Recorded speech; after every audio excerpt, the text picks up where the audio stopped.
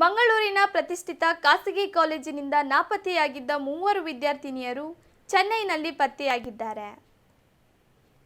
ಚೆನ್ನೈನಲ್ಲಿ ಪತ್ತೆಯಾದ ಮೂವರು ವಿದ್ಯಾರ್ಥಿನಿಯರನ್ನು ಪೊಲೀಸರು ಮಂಗಳೂರಿಗೆ ಕರೆತಂದಿದ್ದಾರೆ. ನಗರದ ಪ್ರತಿಷ್ಠಿತ ಖಾಸಗಿ ಕಾಲೇಜಿನ ವಿದ್ಯಾರ್ಥಿನಿಯರಾದ ಇವರು ಸೆಪ್ಟೆಂಬರ್ 21ರಂದು ಹಾಸ್ಟೆಲ್ ಕಿಟಕಿ ರಾಡ್ ಮುರಿದು ಪರಾರಿಯಾಗಿದ್ದರು. ನಾವು ಹೋಗುತ್ತಿದ್ದೇವೆ, ಕ್ಷಮಿಸಿ ಎಂದು ಪತ್ರ ಬರೆದಿಟ್ಟು ಹಾಸ್ಟೆಲ್ನ ಕಿಟಕಿ ರಾಡ್ ಮುರಿದು ಪರಾರಿಯಾಗಿದ್ದರು. ಇದು ಹಾಸ್ಟೆಲ್, ಕಾಲೇಜಿನ ಸಿಬ್ಬಂದಿಗೂ ಆತಂಕವನ್ನು ಉಂಟು ಮಾಡಿತ್ತು. ಸಿಸಿಟಿವಿಯಲ್ಲಿ ವಿದ್ಯಾರ್ಥಿನಿಯರು ಗಂಟು ಮೂಟೆ ಕಟ್ಟಿಕೊಂಡು ಹೋಗುವ ದೃಶ್ಯ ಸೆರೆಯಾಗಿತ್ತು. ಪರೀಕ್ಷೆಯಲ್ಲಿ ಕಡಿಮೆ ಅಂಕ ಬಂದಿದ್ದರಿಂದ ಅಸಮಾಧಾನಗೊಂಡಿದ್ದ ಈ ಮೂವರು ವಿದ್ಯಾರ್ಥಿನಿಯರು ಕಳೆದ ಬುಧವಾರ ಬೆಳಗಿನ ಹೊತ್ತು ಹಾಸ್ಟೆಲ್ನಿಂದ ನಾಪತ್ತೆಯಾಗಿದ್ದರು.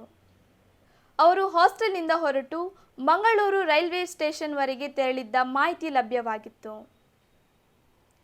ಈ ಬಗ್ಗೆ ಮಾಹಿತಿ ನೀಡಿದ ಪೊಲೀಸ್ ಆಯುಕ್ತ ಶಶಿಕುಮಾರ್ ವಿದ್ಯಾರ್ಥಿನಿಯರ ತಂಡ ಮಂಗಳೂರಿನಿಂದ ರೈಲಿನ ಮೂಲಕ ಕೊಯಂಬತ್ತೂರು ತೆರಳಿದ್ದರು.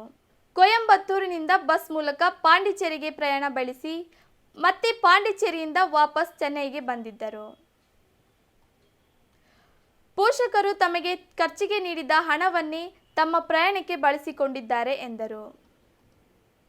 ಅವರ ಪೋಷಕರು ಹಾಗೂ ಕಾಲೇಜಿನ ಮುಖ್ಯಸ್ಥರ ಜೊತೆ ಮಾತುಕತೆ ನಡೆಸಿ ಮಕ್ಕಳ ಜೊತೆ ಸಮಾಲೋಚನೆ ನಡೆಸುವಂತೆ ತಿಳಿಸಲಾಗಿದೆ.